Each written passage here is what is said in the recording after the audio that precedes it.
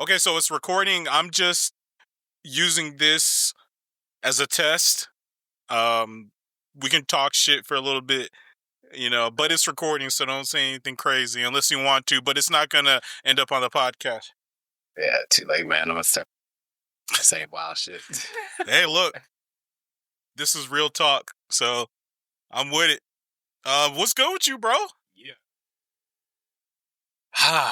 Man, I'm good, but like there's been a lot going on, just like in general in life and in LA and all of it, man. Yeah. I mean, I don't know if you're alluding to politics, but that shit's got me wound up, man.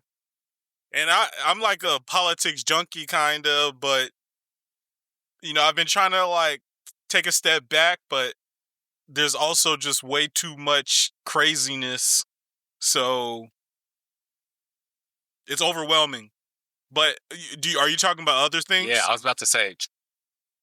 I'm talking about it all, man. I mean, the politics for sure. I think it's just even not just domestically, but from an international perspective, it's been crazy to see the impact that our recent election has had. And obviously we're America, so that kind of always happens. But the things that are being put in place and just where we're headed in 2 months, like it's crazy. Right. It's actually kind of wild. Like we got 4 years of this. I know. It's just getting started. Yeah, man. Man, I'm hoping for an impeachment. So, I mean, shit, aren't we all? Well, maybe not all of us, but yeah, I would love that. But my optimism has fully deteriorated. Not fully deteriorated, but it has decreased significantly. Basically, resigned yourself to 4 years. Yeah. Yeah. Well, I have some things on my notes here about Gavin Newsom because, he's coming for that presidential nominee. So we can get into that in a bit. But hold on. Give me 1 second. I'm going to mute myself because I want to listen to the recording, just make sure it sounds good, and then we can get started. You heard it here first. We finally made it. Welcome to RTBTH. Real talk beyond the headlines. It's about to get real. RTBTH, RTBTH, RTBTH, RTBTH, RTBTH. 5 letters, 5 words. Spell it out. 5 letters, 5 words. Spell it out. 5 letters, 5 words. Spell it out. Good talk beyond the headlines. Beyond the headlines.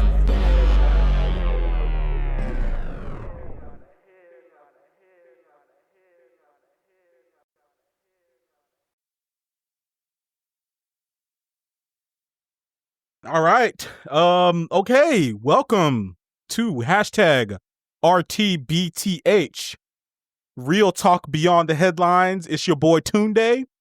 And our super co-host Herschel is not here today. Our other super co-host Ehi is not here today. Who we have is Jay Williamson, otherwise known as JSwill, otherwise known as JSwill, otherwise known as our West Coast correspondent, one half of our West Coast correspondent group, the other half, Ari, just had a baby actually. And Ari, we need to get you back on the podcast to do a fatherhood podcast because that's what we do at RTBTH. Go ahead and check our podcast feed to find the last one that we did. Jay, man, great to have you on the podcast. What is up? Yo, what is good, man? Thank you for having me, man. It's been too long. It's been too long since you've been on the podcast, man. I think right around the start of the podcast. Oh, sorry. The pandemic was when you were last on. Yeah, man. And It's great to have you back, man. Yeah, man. No, I appreciate it. It's a lot, to say the least. A lot has happened since the start of the pandemic in these past 5 years, man. So, yeah, right. A lot we could talk about, but I feel like this is a West Coast sort of vibe that we got going. So we can stick to the California or West Coast, but yeah, man, everything all over the world, all over the country, just stuff going down. Yeah, I mean, well, the LA fires, I see you with your Los Angeles Fire Department hoodie, man. So shout out to the Los Angeles Fire Department. Absolutely. And I mean, there's a lot definitely happening. And I said, I said to you just now before we started recording, I'm wound up, man, with politics. I love politics. I love to follow politics. I love all the, the sort of minutia a little bit, even though I'm a novice, like, this stuff with the courts and Congress and checks on power, how we have 3 systems of government or 3 powers in government. And, Donald Trump is running roughshod on the establishment that we have. That shit's got me wound up. We can get into that in a little bit, but yeah, we have a little bit of a West Coast theme for today. As I said, our West Coast correspondent. We are also talking music. I have a very specific thing that I want to talk to you about. We talked about briefly on the phone, but I want to circle back on this topic because I want to hear it from you, from our music genius. I'm giving you that moniker today on the podcast. We have so many wonderful monikers. That, my man. You know what? I'm going to tell you exactly why you deserve it in a second. But we can get into some more of these other topics and whatnot. But you are the music genius, Jay. Let me tell you why. In college, we went to college. Jay and I, we went to Emory University. It was a wonderful time. Jay was a good friend, good dude, one of the coolest dudes on campus. He had that West Coast swag that everybody fucking loved and everybody envied. I had it too, but I lost some of it because I hadn't been hadn't been living on the West Coast in a while. But I gained my initial swag from the West Coast.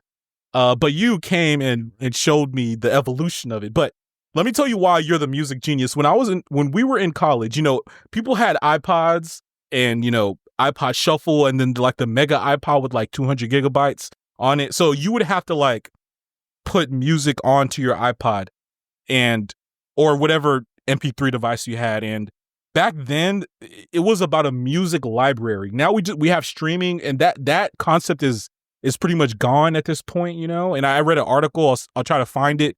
I'll link it in the show notes about like the actual collection of music. Before it was like actual physical media with like CDs and cassette tapes and records.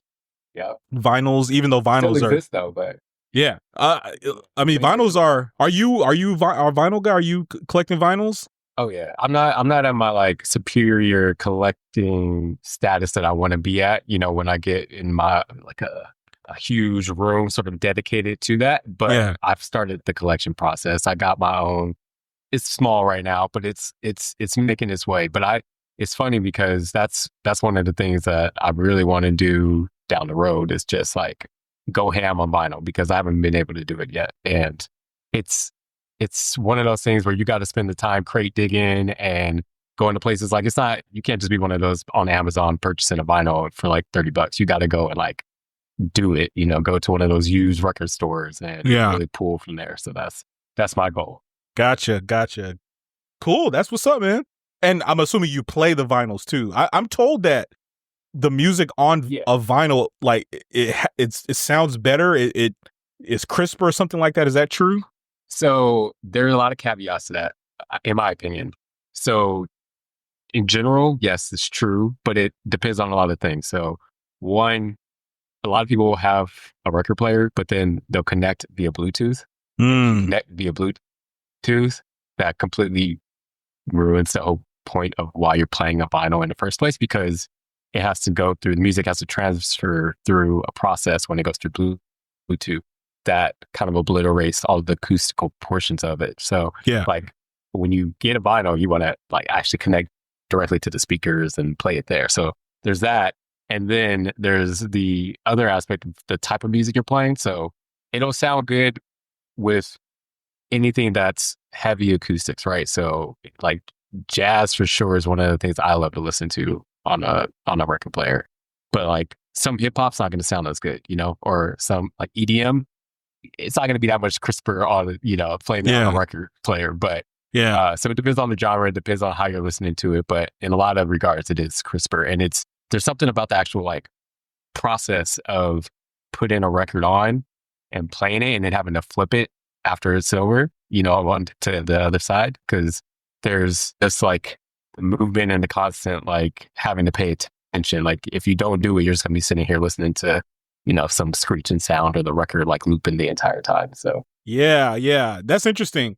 it's like the more you become digital in how the music is created with like EDM, it's like all computer versus if you're making music with instruments, maybe that's like the sort of correlation, which is, you know, like when you're making music with instruments, it sounds better on vinyl and whatnot and so forth.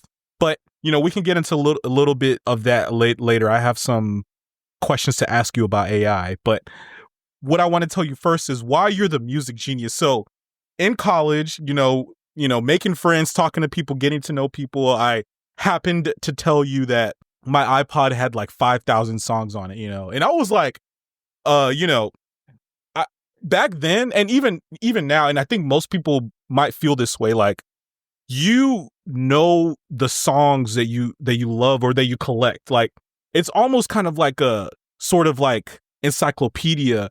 You're not going to know every single lyric, and you're not going to, you know, be able to like sing or hum every song perfectly, but you know the songs. Like, you know, if you listen to certain songs enough, you know them, you can kind of recognize them, like the sound, or if you're looking in your library, like you know, there's like a cognitive element of like memory capacity, you know, like just being able to hold some representation of a song, you know, and it's like I can listen to songs from 20 years ago that I just, you know, that I learned and found 20 years ago, and I'm like, okay, that's, you know, oh, that's my shit, you know, oh, that's my song, you know, or that's my band, you know. So I had 5,000 songs in my library. I thought, I was like, look, I mean, I got 5,000 songs that I know in my dome, you know. That's a lot. 5,000 is a lot, bro. Yeah, but you told me you had like 20,000 or some shit like that. I was like, what the fuck? Like this, you were like, oh yeah, I got 20,000, you know. And see, the thing, I applied the same mindset to you, because like I was like, look, I know my 5,000 songs. Like these are my songs. Like I collected them, I found them, even though it's on the iPod. Like I had gone through, I downloaded the songs. I maybe didn't listen to every single one or every album, but you know, I had like a sort of mental representation of what this music means to me. And you come out of here talking about 20,000 back then, which is why I was like, damn, bro, like how can you hold that much music in your head? And I assume for you, it's also like this sort of like encyclopedic thing where you know the music. Again, you don't know every single song perfectly off memory. Like you can't just sit here and name song. I mean, maybe you can, I don't know, but presumably for you also, it was like this memory bank of music. Does that sound accurate? Yeah, no, for sure. I mean, it for me was at the time, especially right at the beginning of college, like after high school, I kind of went from like really listening to a specific genre of music, like not one genre, but you know, I was hip hop, R&B, and jazz from my parents, right?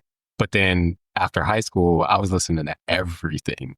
And so that really expanded my limits as far as what I was exposed to. And from there, I just really got interested in understanding, okay, like who is this artist? Where did they get their inspiration from? I put in their album on my iPod and then wanted to figure out, all right, so what does that sound like that I'm aware of? And then really sort of branching out from there, and slowly but surely you make it 20,000. You're like, oh, damn, I know a lot of music. But to your point, a lot of that, not a lot, but some of that was me just like, oh, I found this album, I'm gonna listen to it once. I may not come to it again for, you know, who knows how long, but I know it and I recognize songs from it. Now it's sort of weird. Obviously, we can talk about the whole streaming situation, but things have obviously changed quite drastically since then. But yeah, man, my library, I still, that was a special place in my heart still, going back to my iTunes and checking out all the tracks that I had on there. Yeah. Yeah, good times, man. We'll definitely get into that conversation in a bit in terms of playlists and AI and streaming, and, you know, how that might be changing like our relationship with music, you know. I mean, look, I love it. Like I could pull up any song whenever with all that good stuff, but I don't have like that. Well, I make a lot of playlists like you do. I make a lot of playlists and I have very complex themes to them, like, you know, like time in life sort of themes, or like the actual sound of the music. So I feel as if I'm engaging in that, but that whole library thing, curation thing is like a lost art, man. It's so essential. But I also think it's going to be exceedingly important. I'll tell you why in a second later in this podcast. But I want to also recognize you for something else, man, which I am very envious of. I'm very envious of your music acumen. Your memory bank of music is vast. I'm envious of it, Jay. But I'm also envious of the fact that you don't use any social media. How the fuck do you do that, bro? Please help us all. Dog. I don't even know if I have any like advice to give. Honestly, bro, I was on Facebook and like Twitter, right? In college. Like Twitter was when I hopped on, that was when I hopped on Twitter. I was like, all right, this is cool. But then right after college, I stopped using Twitter, not because I was like trying to get off social media. It was just like, all right, well, I don't really see the purpose in this anymore. Cause like all the homies are like doing other things. No one was really using it like that. Right. People were like using Twitter to communicate with each other, like via messages at the time. Yeah. And so since we weren't like in each other's company like that, I was like, all right, well, I'm gonna stop using this. And then when Instagram really popped off, I'm not like a picture taker. Like I don't do that a lot. So for me, I didn't even see the appeal of Instagram at first because I just wasn't like taking selfies, like I just wasn't about that life. Yeah. And so I didn't really even appreciate the social media aspect of it where people are actually like using it to communicate and whatever else. So I kind of missed the boat sort of on that. And by the time I like realized that, oh, I could use it for this too, it was like, well, now I feel like it's too late. I just didn't want to put in the effort to jump on. So honestly, man, it was kind of like, that was really how this whole thing transpired. And obviously Facebook kind of died. So I was not on that anymore. And so it became, I'd rather put forth the effort to reach out to people and to talk to people and to be active about my participation in my relationships than being on, some sort of platform and posting every other day just to make sure that people know like I'm out here doing stuff, but I'm probably not. So yeah. It wasn't even a conscious decision really until later. And then once it became a conscious decision, I just wanted to like keep it moving in that direction. Yeah. I commend you, man, truly. And, so many of our social ills these days has to do with social media fragmentation. And there's a lot that's being written about it. There's a book by Jonathan Haidt, The Anxious Generation, that talks about how social media is robbing youth and adolescents, children of their youth. They're not engaging in play as much. And especially growing up in California, man, you gotta be outside, bruh. Right, bro. Like that's all I knew. That's all we were doing. We were just outside all the time. And it was like kind of annoying too, because you try to go inside and your mom would be like, nah, it ain't time yet. You stay outside. Right. But it was amazing. My middle school years and 1 year of high school, I was in California. And I was outside all the time, bro. I remember we tried to play baseball with 3 people. Like, how the fuck does that work? But you figure that shit out when you're young, But social media is robbing children of those experiences and moments, which is Jonathan Haidt's book. And there's another book I haven't read called Super Bloom, which is, I think, more about like how social media is fragmenting society and robbing us of our attention. So I commend you for not using social media, man. You have found another outlet, which with playlists, even though, it's not the same like comment and share and like, but you making playlists is a form of social media. It's way more complex. It takes a lot more time and energy and thought, which is what we should have in social media. So I commend you, Jay. I commend you for being a model for how we should engage with social media, but also the point you made about reaching out to people and speaking to them one-on-one, getting to know their real life than the social media life is commendable, Jay. Yeah. I commend you, my friend. I mean, I appreciate that, but honestly, I think that's just how I'm built, man. I think I just prefer those sort of individual one-on-one interactions with people that actually go deeper than just the surface level. I'm at the club. Well, no one's really posting at the club, I guess, or like, I'm out wherever I'm at. Yeah. I think I hear the angst in a lot of people's voices when they talk about their experiences on social media too, which is how it can take a toll, man. Like you just start having all these feelings that are based on nothing really, like just what you think is happening in someone else's life or what you don't have or whatever the case may be. And so, Yeah. You get enough of that just in your day to day. I don't need to exacerbate it through social media. So Indeed. And you're in LA where, I mean, so what I want to say is LA is like a incredibly vibrant, exciting place, but it's also where a shit ton of people are probably like obsessed with social media. It is so bad. It is so bad. The amount of times I be walking around and I see people with their like these out here trying to film themselves or do whatever. Yeah. Like there's that aspect, and it's just, you could tell that, there's a premium placed on what you look like and how you dress and, who you're with, whatever the case may be. And it's just, it's like bad. It's really bad in LA. Yeah. Well, I'm happy to learn more in the podcast if we have time and things like that. Okay, so let's talk about the LA fires. We don't have to go into too much detail, but you were there. As I mentioned earlier, you have the LAFD hoodie. You told me that, we spoke personally, that, it hadn't really gotten to you. I'm sure you witnessed a lot of it, but it didn't destroy your life, thankfully. I'm glad that, things didn't sort of damage you, I guess you could say. But what's your take? What's your experience? What has been your experience? Yeah, I mean, my experience is that, I know tons of people who've been impacted, a few people who've lost their homes, and obviously a ton of people who had to evacuate throughout the whole process. And it was kind of surreal just because, I mean, the way it happened, it just didn't feel like anything big was happening at the time, right? Because we get fires all the time. You never know when it's going to turn into something extreme. And I mean, my experience was walking out of work and smelling like smoke, but not really thinking anything of it because that's happened before. And there may be a small fire somewhere close by, but like, it's not usually like something to really stress about. But what really got me was I left work, and I work like 45 minutes away from where I live, and which in LA doesn't mean that you live that far away. Right. There's tons of traffic, but yeah. It's still I live on the west side of LA and I work on the east side. And so I smelled smoke when I left work, and that was on the east side. I got in my car, started driving down the highway, made it closer to the west side. And while I'm driving down the highway, I see just flames up in what now people know as the Pacific Palisades area, but it's in the Santa Monica Mountains that are up in there.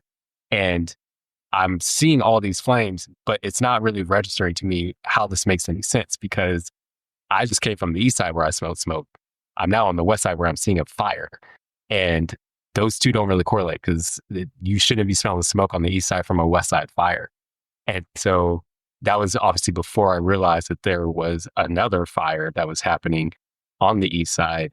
There was a fire happening on the west side. And when I got home and turned on the TV, I saw how large this fire was already starting to become. And then, as everybody already knows, with all the wind and everything, it just became insane. And people talk about it feeling like it was somewhat apocalyptic at times. And it kind of did, man, because even for someone who wasn't really fully impacted as far as like where I live, like the sky was just black.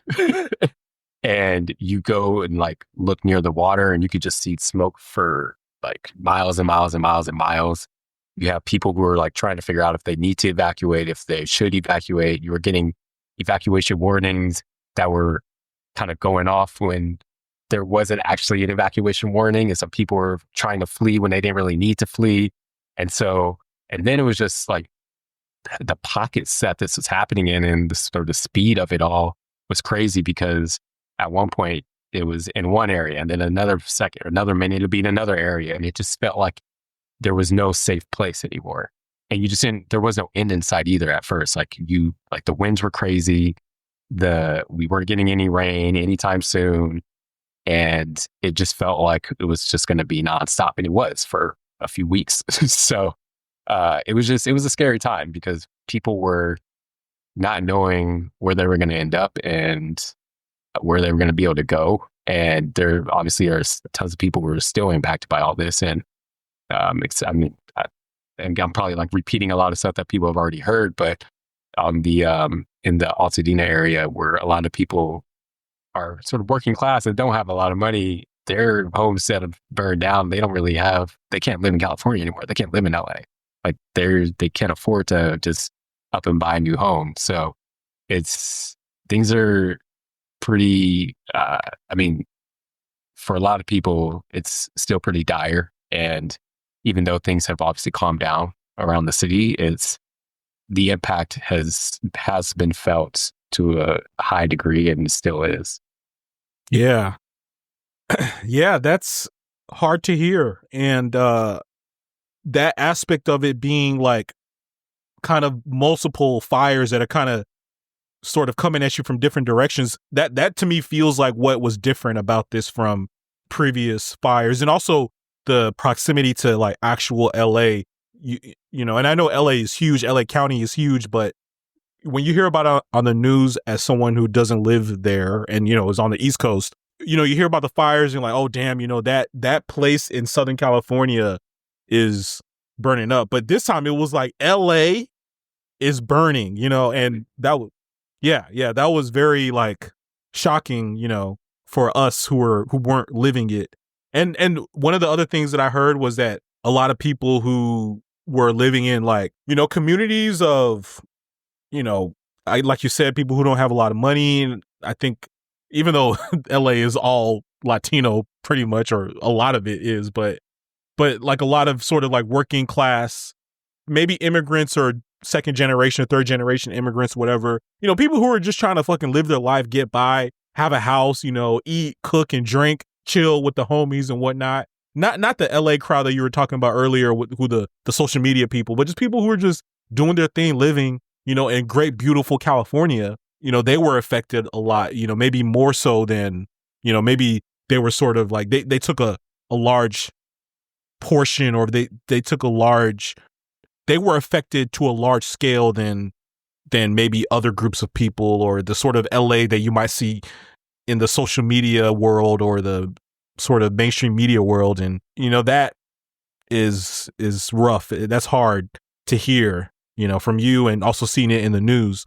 I want to ask you, you know, like, man, the news is so crazy, man. You hear about these things, like whether it's a natural disaster, and you're like, oh my God, like, oh shit, like, what? She did that? Oh shit. She went to Ghana, you know? But yeah. You know, we don't have to get into, unless you want to, feel free, you know, we don't have to necessarily talk about specifics, like the mayor, you know, they were trying to excoriate her for going to Ghana, which literally nobody would give a fuck about if there were no fires. Nobody would ever think about her having gone to Ghana if there were no fires. But then they try to, and you know, you could argue like, why the fuck are you in Ghana when your city's burning? But if that didn't happen, nobody would think twice about it. Anyway, what I want to ask you, what I want to ask you though is like, what do you think in terms of the actual politics of it? You know, people are saying the LA Fire Department was defunded and there was no water. You know, I don't know the details too much. I'm just thinking of my very cursory like understanding of it from social media and like a few articles here and there. But do you have like a sense of what the actual sort of like political problems were, if there were any? I mean, you really kind of hit on the major ones right there. I mean, the fact that but it's funny because the budget has always been an issue, right? And the fire department has always sort of been in this particular spot where it's not really funded to the degree where it should be. But it's partially like the people's fault in a way as well, because even though our money we don't get to necessarily choose how the money is being like spread around. There are tons of avenues for us to be speaking out and trying to voice our opinion on where it should be going. And then the fire department is not always at the top of that list, right? I mean, because there are tons of other issues that we've been complaining about in California, such as homelessness. Obviously, that's a big one, and you know, all over the country and various big cities. But yes, the budget itself is a major portion of why some of this has happened, and the way that we responded was kind of poor, right? But to your other, like the other aspect here is that I don't think anyone fully knows. I mean, you would hope that the city's politics could be able to figure this out, but really knows what the budget actually needs to be in order to be able to respond to a crisis like that, because you can't predict what the crisis is going to be, obviously, until the crisis happens. And the water issue is not something that can really be fixed. I mean, California's been trying to solve the water issue for years. And part of it is we can't control how much rain we're getting. But then the other issue is then once we do get that rain, how are we actually holding on to it? What are the reservoirs? Like, what are we doing with it when we get the rain? And if we can't hold on to it, because like last year, I don't know if you remember this, but like we got hit with a ton of rain in the winter time. But we couldn't do anything with some of it because we didn't have the proper resources in order to like take it and utilize it in a way. So it's like it's partially like, I mean, all of it comes down to directing resources into figuring out ways to augment some of the systems that we have in place.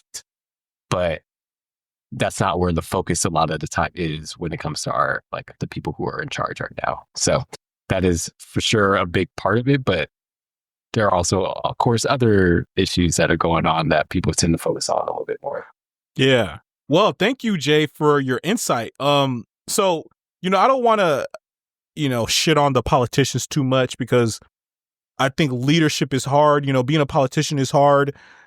I mean, I'm very happy to shit on Donald Trump and his compatriots, but the sort of the mayor of a large city, a governor, senators, and congress people, I'm like, look, let's kind of like, we have to understand what the job is. It's not we have this noble idea of what, you should go and fight and and be this sort of hero in politics. But I mean, it's a hard fucking job, and it's politics, So when I see the news reports of like the LA mayor and there's no water and shit, I'm like, all right, guys, let's sort of tone it down a little bit. But what I'm hearing from you is that, there's a certain degree of mismanagement that you LA citizens are probably feeling some kind of way about. For sure. But I'm not one to put all the blame on, say, for example, the mayor, right? Because I don't think it's fully in her control. And I also don't think that it was complete mismanagement. So it's more that I think that there needs to be more of just an overall emphasis on some of these things. And I think that people will try to find a scapegoat, and she was a very convenient scapegoat, because like you mentioned, she was in Ghana and she is the mayor. So like, it's very easy to point fingers when everybody wants someone to blame. And I think that was the easy way and the easy route. So, yeah. Okay. Well, thank you, Jay, for telling us how it is, what is really good.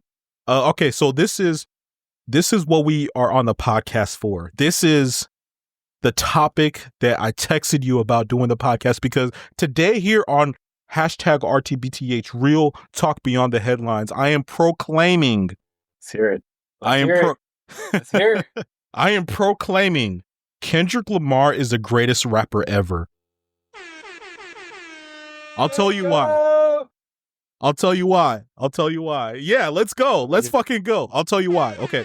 So first of all, the lyrical thing, it's just not, it's done. It's buried. Kendrick is one of the best. He might be the best. You can squabble up. You can squabble in terms of, is it in terms of just lyrical ability, is it Jay-Z, is it Notorious B.I.G.? A lot of people, not a lot of people, but generally speaking, Biggie he was a wordsmith. He was like just a beautiful rapper. So you can squabble with, is it Nas, is it Jay-Z, is it Kendrick? But Kendrick, Tupac, my bad. I'm sorry, Tupac fans. I know y'all are freaking out right now. I was waiting. I was waiting. I was like, bruh, how you gonna speak on like three? Yeah. And you can throw in some of the newer guys, J. Cole, Drake. We'll get to that in a second. Drake is a wordsmith. Drake is a wordsmith. I know niggas is listening to the podcast. You know, I see you with your left eyebrow, Jay. You're like, huh? But no, Drake be snapping, man. No. See, no, but you should know how I feel about this. It's not that I don't believe he has it in him. Yeah. I believe he does. It's just, yeah, well, we could talk about it. Yeah. But in terms of wordplay, Kendrick is undeniable Pulitzer Prize winner. You know, in terms of music, you know, pop music or popularity of his music, you know, I mean, he's not necessarily crushing, even though he's done very well. You know, Swimming Pools, I recall was like, I think it may have gone number one. I mean, people love that song. That song was a banger. This was like, what, 12 years ago that song came out? Like, so people kind of, and he went down his path where he was very much more lyrical, very much more cerebral. But in terms of bangers, he has that. You know, I mean, no one can compete with Drake, but let's not sit here and act like Kendrick doesn't have jams. Before, Not Like Us. Like, he has bangers. He has shit you can ride to. You can play in the club, you know. But this is what it is, man. I mean, his year from when the beef started to now, I mean, it's just extraordinary, beyond belief, the massiveness of popularity and star power that Kendrick has achieved. So the beef is its own thing. But not only is it a beef, it's a beef with Drake, and you crush Drake. You stomp on Drake. You absolutely smother Drake, you know. So this is like a huge thing. And then he freaking drops GNX, you know, which is, you know, Kendrick, he was very, he's been very cerebral lately, you know, before GNX. He's, in my opinion, please correct me. You're the music genius. Please set me right. But he was very cerebral. You know, he won his Pulitzer. And then he dropped Mr. Morale, which my understanding is a lot of people felt was very, you know, intellectual, very, you know, maybe academic, you could say. You know, he's a wordsmith, he's a writer, he's a poet, he's a rapper, he's a lyricist, he's a English literature professor, right? Like that's Kendrick. But GNX was bangers. He has wonderful features. He has the Latin music, you know, vocals. I mean, just beautiful, right? You know, so he drops that. And then he has the Super Bowl. You know, I glossed over Not Like Us, but Not Like Us is like one of the greatest songs ever. You know, if you, in terms of the actual listenability, I mean, it's a good song. Like, you know, it's a good song. But in terms of plays, like I log into YouTube Music, it's still like up there in terms of number 1, number 2, number 3 most played songs or most popular songs. Still, you know, it's a incredible diss track, just showstopper diss track. You know, the music video is awesome, you know, and then he gets the Super Bowl. Then he gets the Grammys. 5 Grammys is a sweep. And then he goes on a world tour. I mean, this year is just unbelievably extraordinary. I don't know if anything competes with it. You know, I'm sure dudes have had some great years previously, but when you add that, because the thing about Kendrick is that we know his lyricism. You know, like I said, you can squabble, people are going to debate whatever about who can rap better, but the star power is what sort of like really starts to separate you to be greatest ever. Jay-Z, you know, he has a lot of star power. He's dropping number 1 albums nonstop. You know, he's made songs with Beyonce that are wonderful, number 1 songs, you know. So he has that star power. Drake, you know, he may not be as lyrically able as those guys, but the star power is just unstoppable with Drake. But Kendrick this year absolutely ascended above all in terms of star power, and his star shined brighter than anyone else's, and it shined hot like the sun. A supernova of star power and lyricism was Kendrick, and that's why he's the greatest rapper ever. Jay, tell me where I'm wrong, tell me where I'm right. Wow, Tunde. I mean, honestly, I don't think I've heard a better person just give Kendrick his due. Like, that was well done. Tunde, that was just so well done. Thank you. Look, I will say this real quick. It took me a while to get to that point because, I mean, you could argue, you know, 5 years ago, Kendrick was the greatest, but I was like, come on. I mean, he's not Jay-Z. He's not Nas. Come on, guys. Like, you know, but this year, to me, it's just like, It's done. It's settled. There's no longer a question about it. Anyway, go on. Sorry. It's funny because like it's hearing everyone speak on Kendrick now as if this is a new thing is just kind of hilarious to me. I think part of the issue is that I've been rocking with Kendrick for so long and just been a fan. Like, he's been my favorite rapper since 2012, probably. And so I think it's now like really getting out there that, I mean, obviously you have to put out more work. You can't just have one album or two albums and just be defined as the greatest. But for me, I think part of it was bias. Like, I'm not going to lie. Like, I'm from LA. He's from LA. Like, there's a certain aspect of that I just gravitated towards. But if you listen to Good Kid, Mad City, like, that is, in my opinion, like watching a play unfold or a movie unfold, just in audio version only. If you listen to that from track 1 to the end, it was one of the first albums that felt like I was like, oh, damn, this is a screenplay. Like, this is literally, you're walking through this with him and he's telling this story and it's bleeding into the next song. And it's just, it was the wildest thing to me. So at that point for me, I was like, yo, Kendrick is doing stuff that nobody else is really doing right now. And he's doing it in his own way. And then from that point on, every single album that came after it, he's doing something different. I mean, To Pimp a Butterfly, nobody talks about that album. That is an incredible album. It's not going to have bangers like people want. It's not, I mean, All Right is a dope ass song, but like people are not sitting there talking about it the way they are talking about like Not Like Us or whatever Drake song that has come out. But yeah, To Pimp a Butterfly was just this album that really took a complete 180-degree turn in comparison to anything that he was doing at the time and anything that anybody else was doing at the time. And also still made it somewhat commercial. I mean, the jazz, like the instrumentalist that he had on the album to this day still blows my mind. And it's like going back to something like that and dissecting that album is more of what makes Kendrick amazing to me than any of the stuff that's happened this year. Like when the beef started happening, in my mind, I was already kind of a rap who was going to win. But to see it in how it was done and to see the way that he positioned himself afterwards with, like you mentioned, the dropping in G and X, and then the Super Bowl, where, I mean, he didn't plan the Super Bowl, but the fact that happened for him, and then having this tour that is just going to be insane. Like,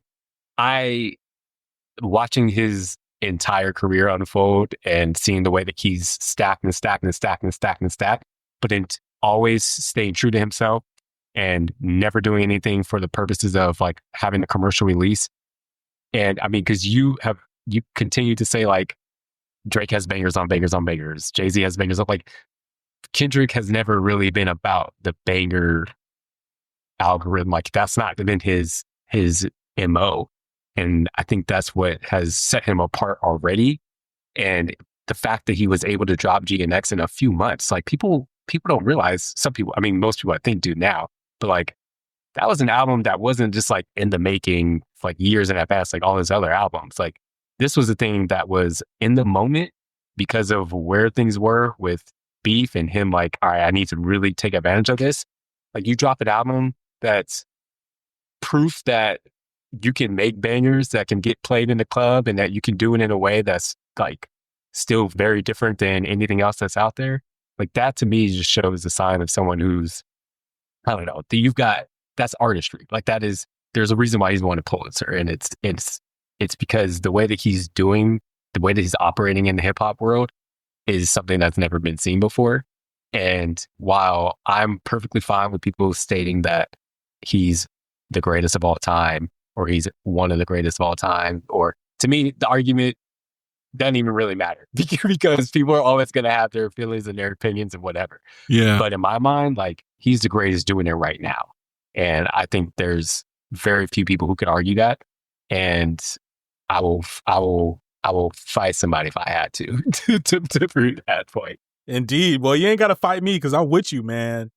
Kendrick, I love his music. I love him in terms of, you know, even though he doesn't really speak out a lot, but like you have a sense of like the type of dude he is. And he seems like a very solid, just like he has a lot of compassion for people in society and and life and love and, you know, family, things like that, you know.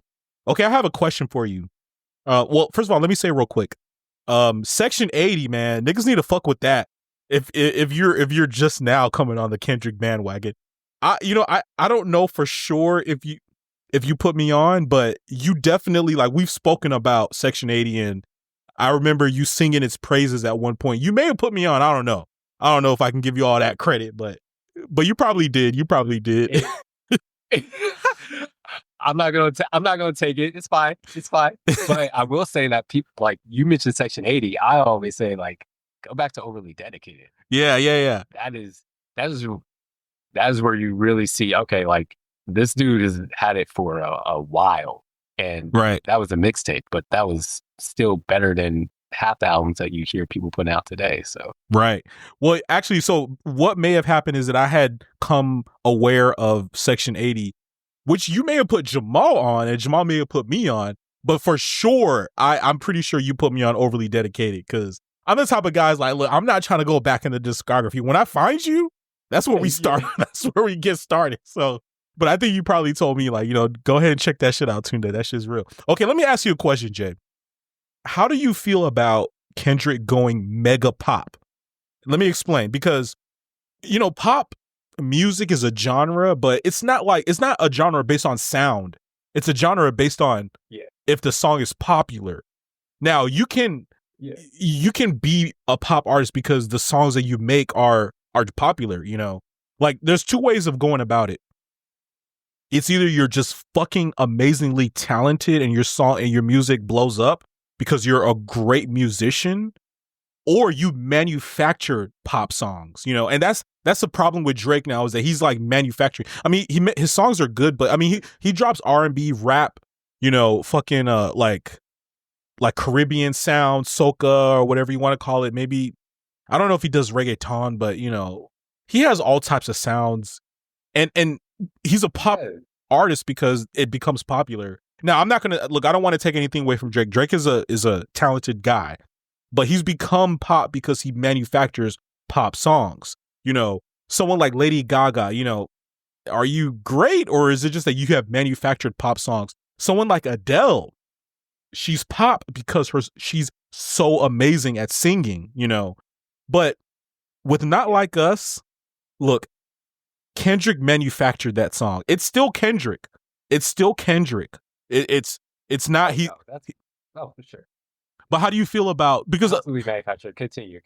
Yeah, I don't want to take anything away from Kendrick. Like I said, it's still a Kendrick song. Like, it's still Kendrick. It's LA as fuck, which is amazing, you know. But what I will say about Kendrick, he doesn't manufacture pop. He's not sitting around trying to write bangers, you know. Okay, now look, he may be trying to write stuff that, you know, you can bump in the club, in the car, you know, you can just like put in the background and you know, just vibe and rock out and whatever. But he's not sitting there trying to manufacture pop songs like Drake is. But in my opinion, and obviously I wasn't there writing with him, you know, but to me it's manufactured, you know. How do you feel about that? Well, let me say this real quick. It's manufactured to be a popular song. You know, it played on the beef, like he had all the attention. Everyone was trying to, you know, I mean, the beef was so intense, right? So by the time Not Like Us came out, it was like fever pitch of the beef. And in my estimation, again, correct me, you're the music genius, tell me where I'm wrong, tell me where I'm right. He made Not Like Us to fucking blow up. How do you feel? Like, do you think that he's compromising a little bit on who he is? Not at all. Because you gotta, like, if you're following the beef at all, like, that was the whole point, right? Was that Drake was coming at Kendrick saying that, like, yo, like, I can put out a rap song or a beef song and this shit is still gonna really pop off in the club. Like, you don't, like, that's not the type of music you could do. Like, you can't get the bitches to dance, like, whatever. Like, this was literally Kendrick being like, okay, like, cool. That's what you think? So I'm gonna put out this next beef track that essentially ends this whole beef entirely. And then not only am I going to put it out and make it like that good, I'm going to put it out, make it good, and make it something that you can bang in your car, you can bang in the club, bro. I mean, you weren't in LA at all, I guess, during the beef, but like the amount of times that I would be driving down the street and have my windows down and heard other people blasting Not Like Us, like it was insane. It was literally, I mean, it felt like it was the anthem of LA for so long. Like I went to a Dodgers game and the DJ is like playing stuff outside and he plays Not Like Us 5 times in a row. Like it was everywhere, bro. I went to a couple taco stands and like they were playing, like it was crazy. And that was the point. Like to me, it wasn't about like Kendrick ending up like going against the way that he's always done music and sort of selling out for the commercial success. Like, no, that was the whole point of this endeavor, was to make a song, like make it crazy good, make it something that's commercially successful while also shitting on Drake. Like that was the whole point. And so I think he did exactly what he set out to do.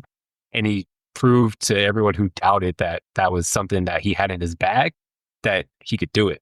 And it's funny to me because if you listen to him talk about GNX, like that's kind of what GNX was too. Like the whole point was to just put out some bangers that people can just bop to. Yeah. That's not his MO. And he claims that that's not his MO. And that's not what he's trying to do. But he knows that he can do it. And that's what I love about it, is like, all right, you think I can't do this? Let me put this thing out in like 3 months. And it's doing crazy numbers. Like that's the type of shit that Kendrick is and has always been capable of. But he takes so much, there's a lot of integrity in what he does in his work. Right. And his goals are not the same as someone like Drake. And so you gotta just be able to respect that and appreciate it for what it is. And if you don't, you don't. Like that's fine. But I mean, he's my top artist, and he always has been. Yeah.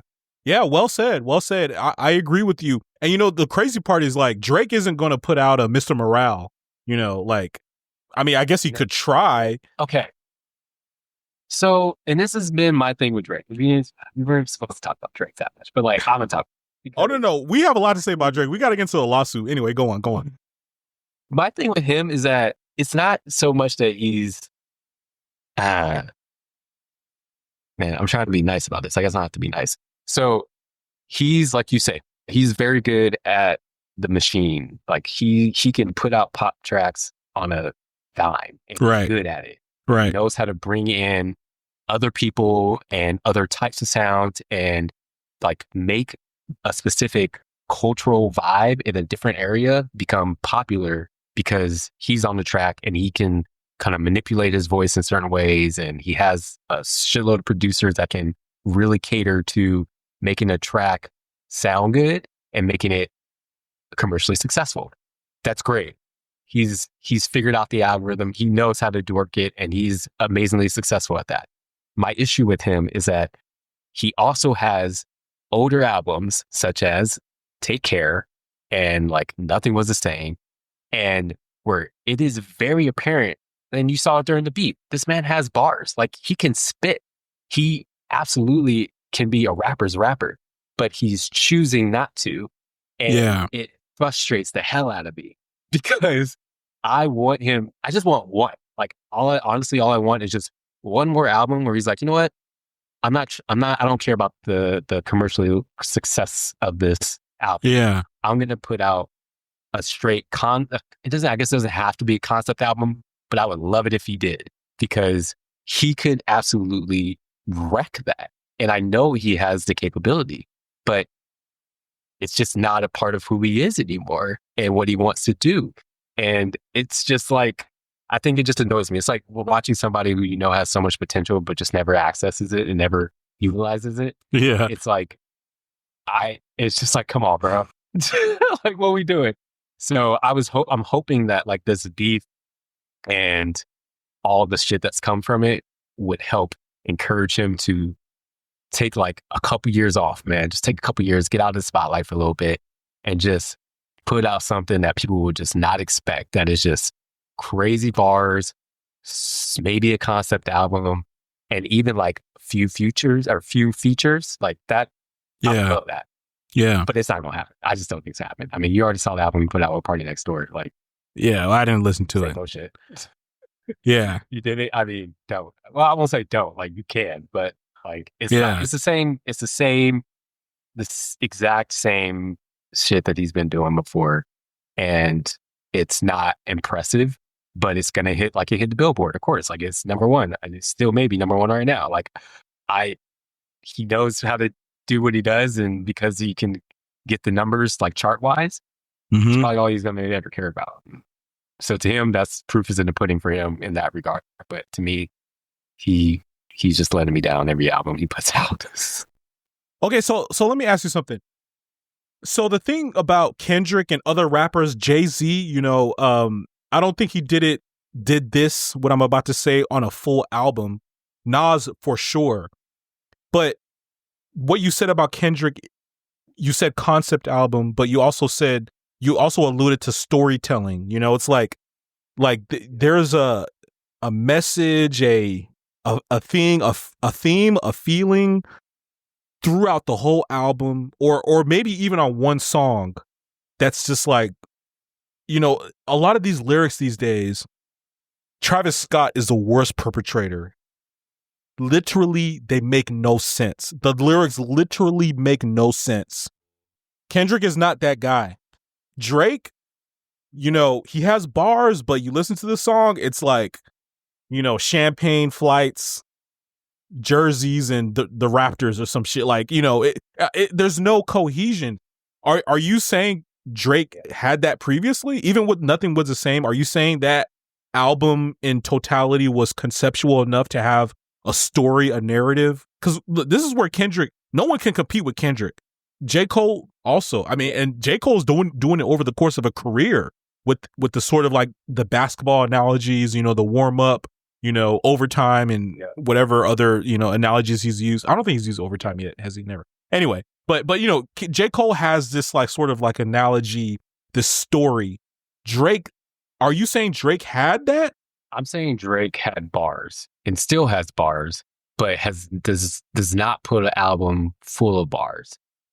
Okay. And I would say that narratively, can he put together a whole album that has a full sort of narrative scope that bleeds from one song into the next? I have not seen that in Drake, but I fully think he's capable of that.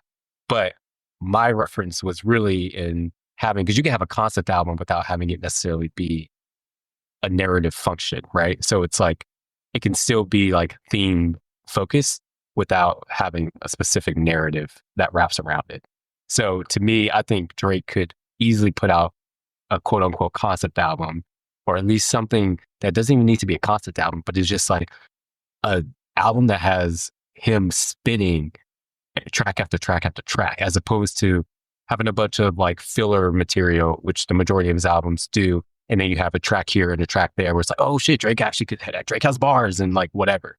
Or not having an album that's solely for the ladies or whatever it is. Like, I think he has yet to, in a very long time, put out an album that is just like front to back. You're like, oh damn, I could sit and listen to this thing all the way through without feeling like, I could do without this track. Or there are only 2 songs on here that I really fuck with. Other than that, like it's just whatever, you know? Because that's how Drake has been able to make a lot of his popularity is based on like 3, maybe 4 tops songs on each album that people really like. And then the rest of it is just kind of whatever. So yeah, all I want is a full Drake album that is just showing out his skill set as a rapper, as opposed to showing off his skill set as a pop star, if that makes sense. Yeah. Well, you know, he's continuing to perform. He dropped the album, so he hasn't exactly been, you know, he's not sort of like retreating. I guess, you know, Kendrick stomped him out, so there's no beef to be had anymore, but he's not retreating in terms of like trying to sort of recollect himself, you know. He's still back to being Drake. Okay, so we talked about this a little bit on the phone, so we don't have to go into too much detail. But so the other aspect of Kendrick's win, his victory, his triumph in this beef is that it was against Drake. I mean, come on. I mean, Pusha T. A lot of people are giving Kendrick a lot of love, which he deserves, but Pusha T defeated him once already. Like, obviously with Not Like Us, it was like just the absolute, he stomped on him all over his head, right? So it was done. The beef was done completely. But it was Drake. He did it to Drake of all people, which is massive. And now it has turned into Drake filing lawsuits, which is so unprecedented in beef. Petty. Yeah. It's petty is what it is. It's petty. Yeah. Very, very petty. But look, he's not suing Kendrick. So, okay, so we talked about this on the phone shortly a while ago. And what I was telling you was that, look, say what you want about the beef, say what you want about Drake, say what you want about beef etiquette, if that's what you want to call it. He's suing UMG. How many times have we heard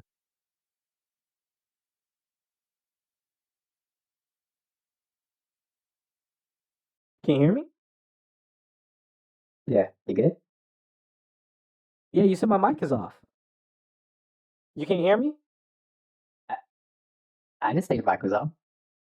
What the fuck? Oh, sorry. Oh, shit. Sorry, that was in Google. Because I have it on. Oh, God. Oh, you got that little pop-up. Yeah. What the fuck? Fuck you, Google. Okay, all right, let me, I'm going to cut that part out. Let me rewind.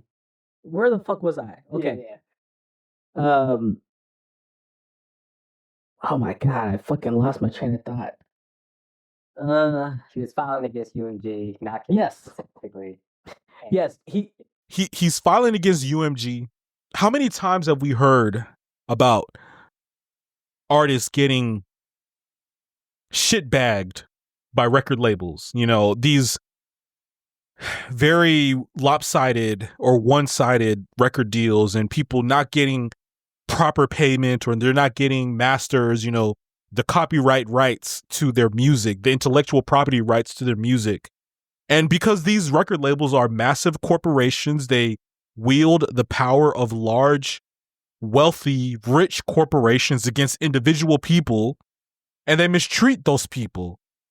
And what I had sort of presented to you previously was, is there nothing good to be had from someone as powerful and as big as Drake, someone as accomplished and who has the most power as an individual artist in the game? I think he got the largest contract ever with the $400 million contract in music history, in music recording contract history, whatever it is.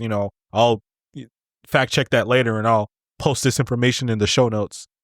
But is there nothing good to be had from a guy like Drake going up against the beast? So, I mean, you heard my feelings on this originally, but I don't think, it's not that there isn't, because I do think there would be. The problem is the reason for this lawsuit is not really doing what you want it to do, in my opinion. Like, just because he's going up against UMG doesn't mean now all the people who've been fucked by record labels and, these large corporations are now going to feel like they've got some power because you've got this big artist who's going against this corporation. In my mind, there's it doesn't really matter, because number one, the reason for this lawsuit has nothing to do with those things that you were listing, right?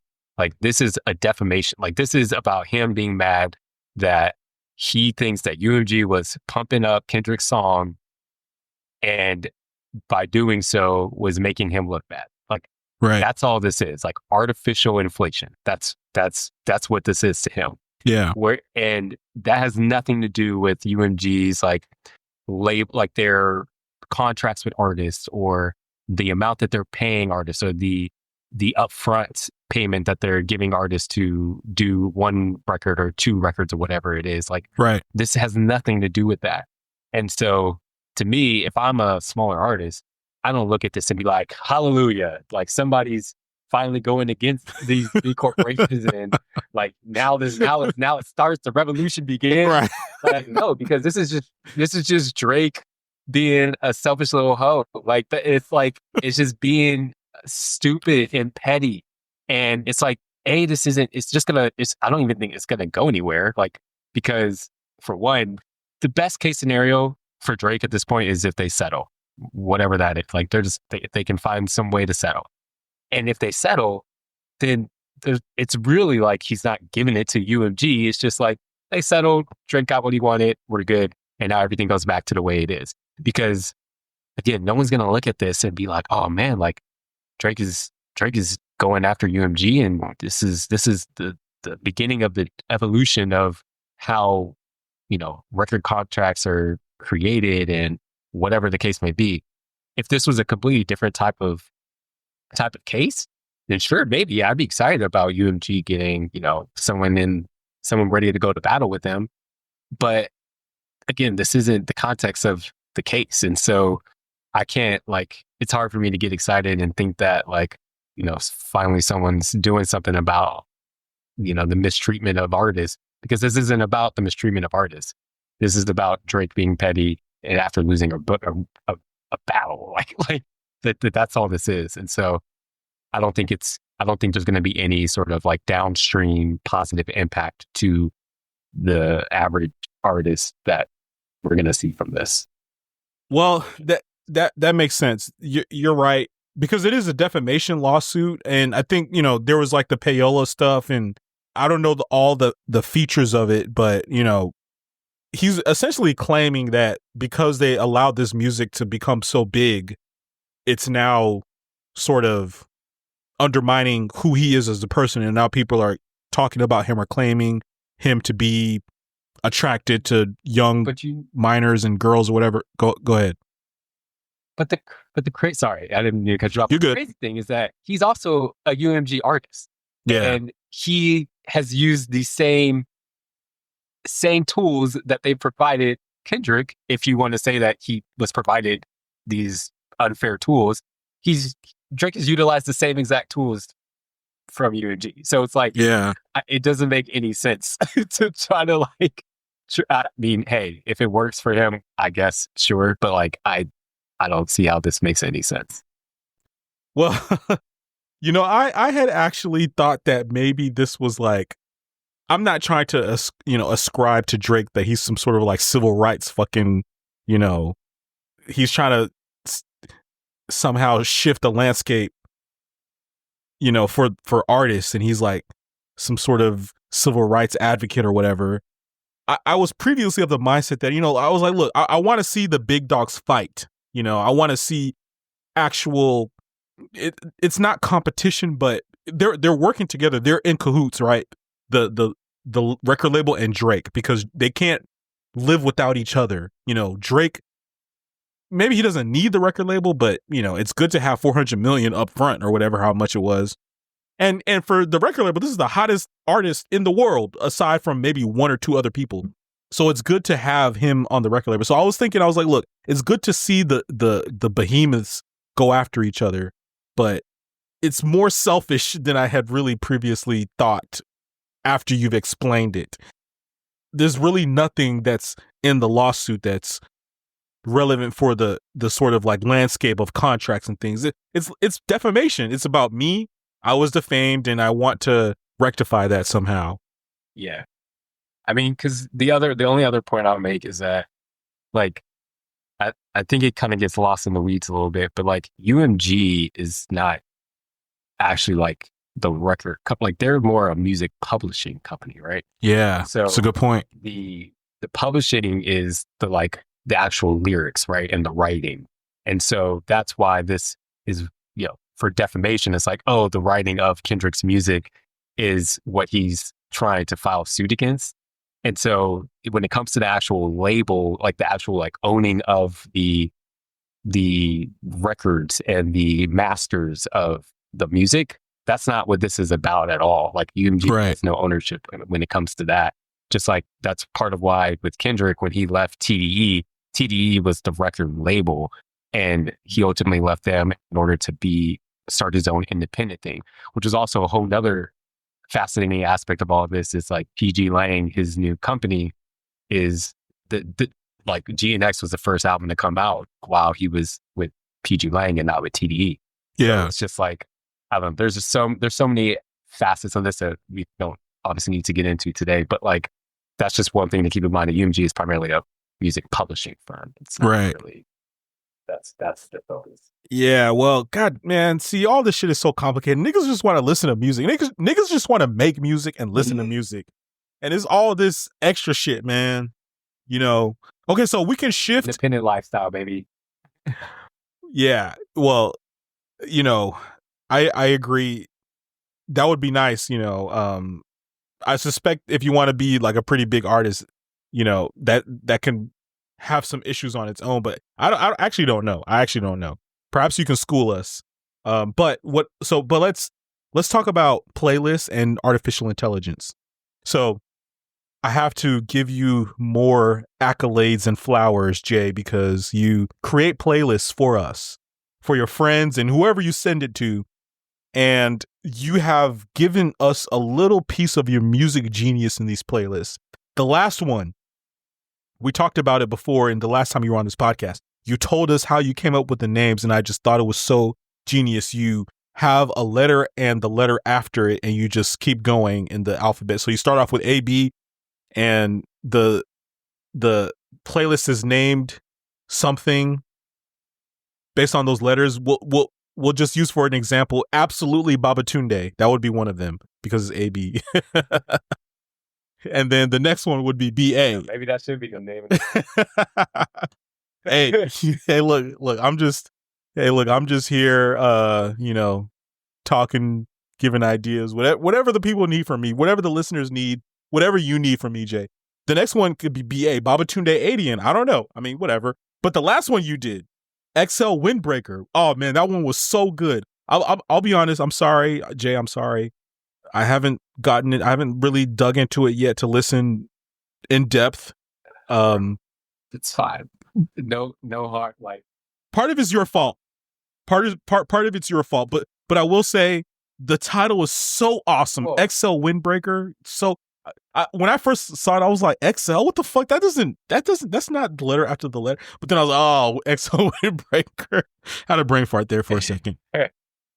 No, it went a little bit outside the typical realm of how I do it, right? Where it is still two words, but the L could throw you off. So I'm not mad at that too. Like the fact that you caught on eventually was really bad.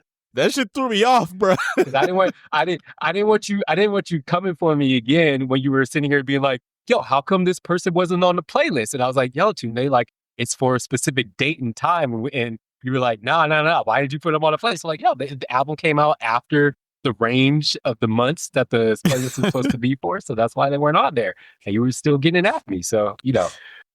Well, and I appreciate the fact that you even care enough to say something and comment on it. So yeah. Well, Jay, you texted us, or was it an email? It was a text.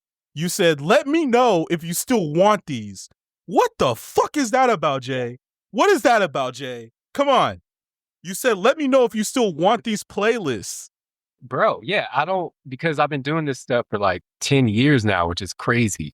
And more than 10 years. And so I realize that there are people who are probably on this distribution list who A, may not care anymore, B, don't want to hear these playlists like all the time, or C, just don't want to be pinged by me every few months. And so if I'm going to start sending these via text instead of email, I want it to be cognizant of the fact that not everyone may be about it anymore, and wanted to figure out who didn't and just filter them out and then send it to only the people who still wanted them. So I don't want to just assume that everybody's still rocking with playlists of new music of various genres that they may not really be that into. So that was so it was like a survey, essentially. Okay, I wasn't sure if you were like, oh, you know, I'm thinking about retiring type shit. Okay, let me say something. Not yet. Okay, well that's good. So I have a few things to say. the streaming companies, they may be fucking with us in terms of our relationship with music. Let me say one thing. I have a problem with replaying music a lot. I'm the type of guy, I can listen to one song literally all day long and get tired of it. Damn. But I wasted. Not get tired of it or not get tired of it? Well, I mean, I have songs that I could never get tired of, but like a new song that I find, I'm like, oh shit, this is my shit, and I'll play it all day long on repeat, nonstop, and then I'll get tired of it. And I mean that's fine, if you love a song all day, bro. But it takes, but this extends to like albums, playlists, and it has a way of restricting you from listening to new things, and hearing new music is one of the greatest feelings ever. That a song that you love, that you like, that, and the first time you hear it, and you immediately know, oh, this is my shit. That's one of the greatest feelings ever. But the algorithms, they show you the same songs. They want you to do it on repeat because it'll keep you on the app, like listen, it'll keep you engaged, and so that tons of issues with algorithms. Yeah. And that, to me, I think maybe sort of is a barrier for me listening to your playlist, because the best thing about your playlist is that you just let it ride, and you just have to listen to it, even if there's songs that you don't like. And there's songs, I mean, you put R&B on there. Like, I'm just not an R&B guy. You put other, not in that sort of R&B hip hop range, but you create the R&B hip hop one, which I love. I'm very grateful for that. But, I don't know song genres, I mean, EDM, I love EDM, but you put like, fucking white women singing, whatever that genre is. White women singing with the guitar, whatever the fuck that genre is. You have that on there, that type of shit, and other shit. I mean, you do country as well, and I'm not talking about Shabuzi and Beyonce, like country artists who've either new people or have been in the game for a while.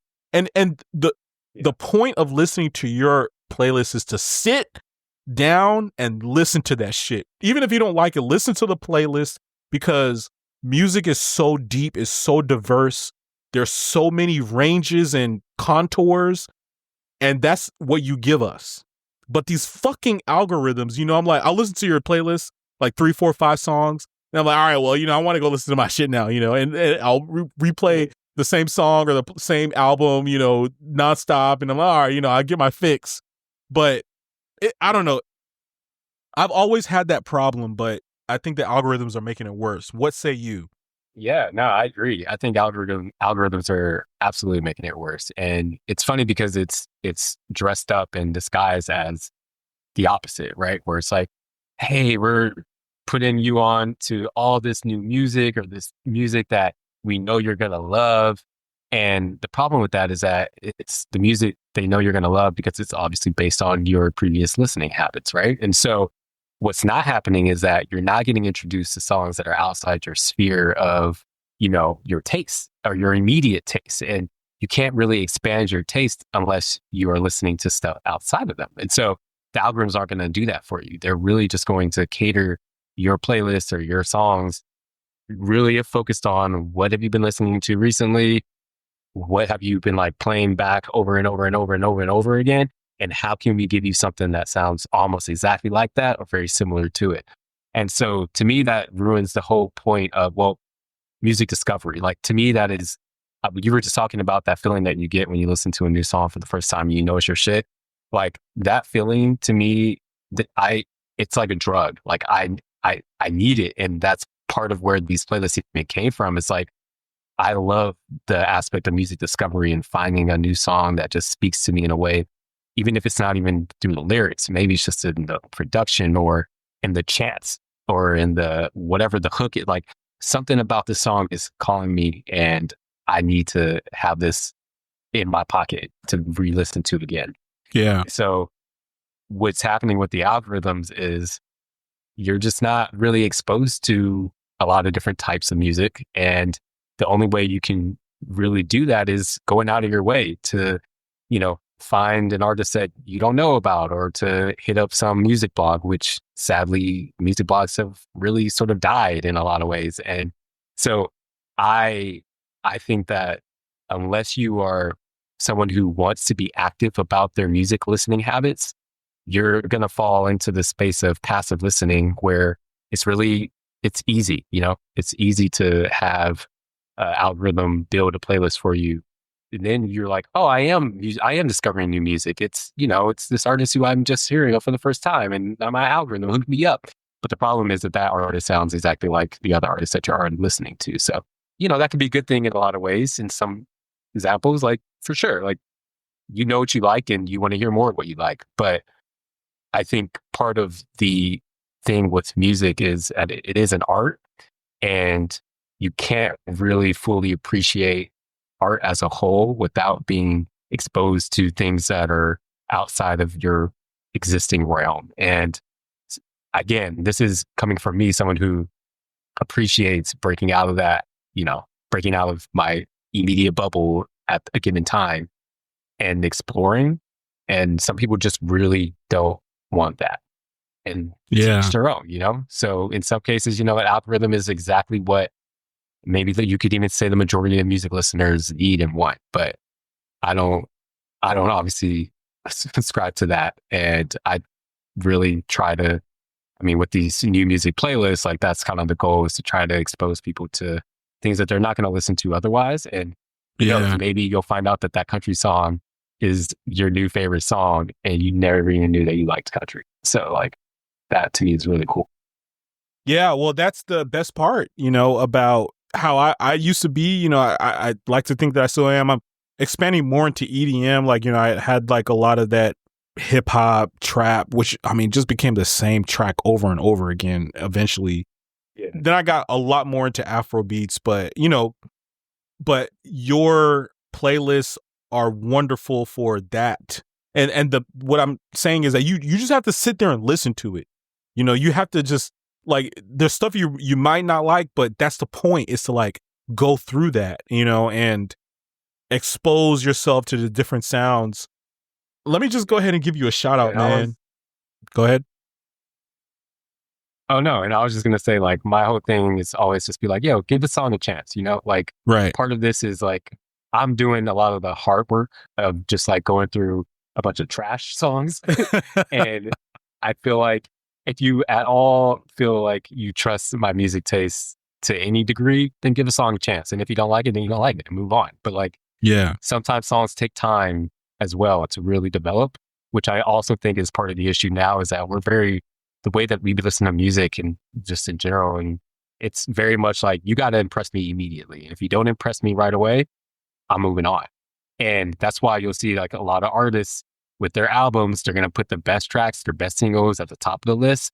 And then after that, the album kind of dies off. And so it's really like, you want to try to attract your audience immediately, but people like have to realize that not all songs are going to do that. And so I can respect an album's, like, the point of a person or an artist who really puts an effort into an album. And this kind of goes back to the whole Drake conversation, but like an artist who will put a lot of effort into the creation of an album in order to, hey, like, I'm going to have some tracks that you're going to love probably, but I'm not going to put them necessarily at the top. I'm not going to make them immediately hit. Like, I'm going to force you or try to get you to actually like listen to this album and really experience this music that, people put a lot of work and effort into it. So it's, in my opinion, for me, at least, it's like, I feel like it's my duty to give things a shot. So. Absolutely. Well, thank you for what you do, because yes, you probably do wade through a lot of bullshit and you give us the refined product, which I'm very grateful for. Let me go ahead and shout you out real quick. For your last playlist before XL Windbreaker, you had Serpent with Feet, Hummin'. Hummin' is the song name. Serpent with Feet is the artist. And the song is good. I like the song. I'm not recalling it right now, even all that shit I was talking about earlier about my memory banks with music. I can't remember the sound, but the thing that you got a 5,000 limit, bro. I know, right? I'm just a fucking music noob, man. I'm a music middle schooler, bro. I'm trying to be a music genius, but But no, the thing that stuck out to me was the fucking album cover, man. Is these two black men laying on each other, which is like, yo. But that's fine. That's fine. That's fine. I'm not. Look, no. Look, I'm just being real. I'm just being real. I'm just being real. But the reason why I love it is because you don't see black men showing compassion and affection for each other that way to each other in like popular media, you know? And that's why I was like, you know, this is beautiful, you know, even like the album cover. I like the song, but like, I mean, this is one of the great things about, you know, how you curate music, which is you give us albums and the playlist and artists. Like you're giving us a lot of sort of different ways to sort of like, okay, you know, maybe the playlist itself is not your thing, but check out this artist, go learn about them, you know. And I'm you know, I fuck with music videos, you know, we've listened to watch music videos together. And so the visual piece, maybe, you know, that's kind of my thing a little bit, but I love the album cover, man. I'm just like, you do not see black men showing compassion to each other, affection towards each other like that, you know. So I got to give you a shout out to that one, man. That's real. That's real. Yep. Yeah. And I'll say real quick, you know, we can go on to the next topic in a second, but I think that the AI is coming. Yeah. Yes. That's exactly where we want to go. Yep. Yes. But the algorithms are coming. The AI is coming. You know, I've seen articles about like, there's like a lot of AI shit on Spotify, like these kind of like playlists, like the lo-fi sound, you know.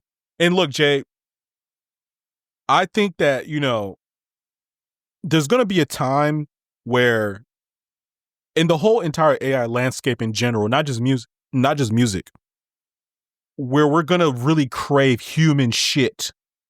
And what you're doing is a precursor. I mean, if not what we want, like what we are going to be craving for is human curated shit, you know?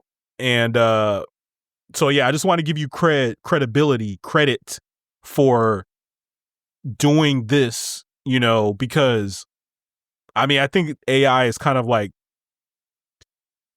sort of is being pushed on us in a way that's overwhelming and unwanted in a lot of ways. You know, I mean, if you're fucking working and you have to put a document together, that's one thing. But music, come on, you know? And I mean, even Drake's pussy ass tried to use AI to recreate Tupac and Snoop Dogg. Pussy ass nigga. You know, matter of fact, he lost a fucking beef for that reason by itself. That reason only. Pussy ass nigga ass Drake. Sorry, listeners. But no, you can't be out here trying to fucking AI Tupac and Snoop Dogg. Come on now. But the authenticity. That shit was real cool though. You know, I'm not going to get into this in too much detail right now, but what I want to say is the authenticity, the humanity that people like Kendrick put into their music and people like you put into curating the playlist is going to be so essential, if not already so essential, for us to continue to thrive and enjoy the fruits of what humanity brings to us. The music, the arts, the visuals, you know, the compassion, the love, the affection that I see in this album cover here, Serpent with Feet. That stuff is going to be so essential. So thank you, Jay, for making these playlists, because the human element is so important. And these algorithms are just taking over, man. This AI bullshit. Not only are they making AI curated playlists, they're making AI music. And it's to me, it's too much. It's very unacceptable. Yeah, it's the Wild Wild West, man. I mean, you already kind of alluded to it, but there are now, like you said, these AIs that are building out songs that, I mean, streaming services are having to try to identify them, and sometimes they can't. And so it's like, you know, people are trying to make money off of these AI tools that they're building, and it's not really artists themselves who are, you know, making the music. And it's becoming a whole new ballgame now, where they're going to have to figure out how to control the rights and licensing of songs that may be AI built, and how to identify them, and how you monetize, or if you monetize it at all. So it's like there's a pretty big turning point in the music industry that's going to be happening pretty quickly, and I don't know, it's not scary, but it's definitely intriguing, to say the least. But to your point, though, I'm hoping that people still will value the human touch and the creation of art. And really, like, I worry because of how people tend to gravitate towards the passivity of a lot of entertainment these days. And Absolutely. It's a little concerning, but we'll see where we ultimately land with all of this. But I'm hopeful. I'm less hopeful about what we were talking about earlier with politics, but I'm more hopeful in this realm. Yeah. Hey, look, I'm a Luddite, man. I don't want no fucking computers. You know, like I said, if you're doing for work, you know, for sort of more like rote tasks, you know, it is what it is. But for music, I don't want AI on none of that shit. Art, I don't want AI on none of that shit. So thank you, Jay. Okay, this is part 1. We've done 90 minutes already. So I'm going to split this podcast up into 2 parts. Jay, are you still with me for part 2? I am, but I got to use the bathroom. Okay, I do too. So this is part 1. This is hashtag RTBTH. This is Real Talk Beyond the Headline. Check out the podcast feed for part 2. Thank you for listening. You heard it here first. Check us out. Check us out. Check us out. That's what I do. That's how. Hey man, it's gonna make your head explode. Check us out. 5 letters.